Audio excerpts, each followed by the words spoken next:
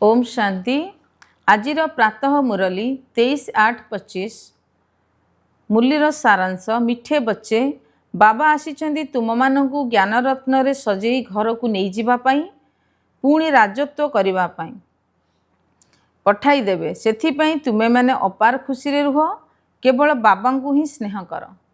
प्रश्न, निजर धरणी को मजबूत बा पक्का करिवार आधार कौन? उत्तर, निजर धारणा को मजबूत करिबा पाई सर्वदा यही कथा पक्का कर जे आजिर दिन जहाँ बीतीगला बहुत भल हैला, पुणी कल्प पर यही भली हब। जहाँ किछि हैला कल्प पूर्वर मध्य यही परी होइथिला। नथिंग न्यू अर्थात किछि नुआ कथा नुहे। यही लड़ाई मध्य 5000 वर्ष पूर्वर लागिथिला, पुणी निश्चिंत लागिबो।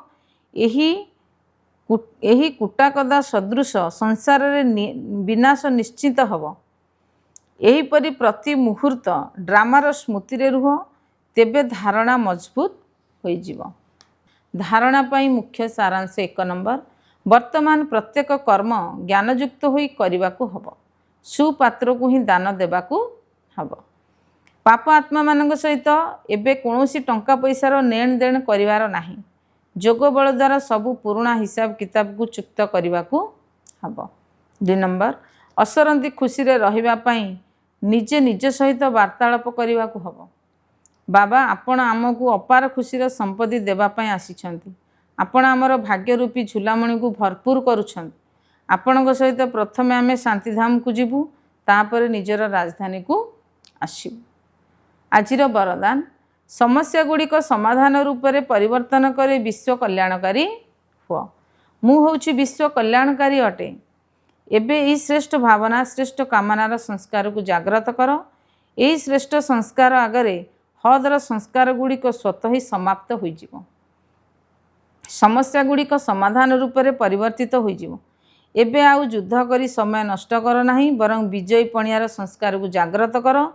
एबे निजर सबुकिछि सेवारे लगाई दियो, जहाँ द्वारा मेहनत रु मुक्त हो जिवो। समस्या गुड़िकर विव्रत हेबा परिवर्ते दान दियो, वरदान दियो, ताहेले निजर ग्रहण गुड़िक स्वतः ही समाप्त हो जिवो। स्लोगान, कहार दोष दुर्बलता गुड़ी को वर्णना करिबा परिवर्ते गुण स्वरूप हुओ, गुण गुड़िकर ही वर्णना कर।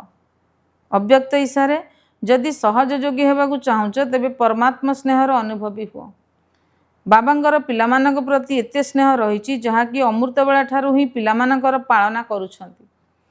दिनर आरंभ ही केते श्रेष्ठ रूप में होउछि। स्वयं भगवान मिलन करिया पय डाकुछंती, वार्तालाप करुछंती एवं शक्ति भरुछंती। बाबांगर स्नेह भरा गीत ही तुमको उठाउछि। केते स्नेहर सहित डाकुछंती, उठाउछंती, मिठे बच्चे प्यारे बच्चे आस।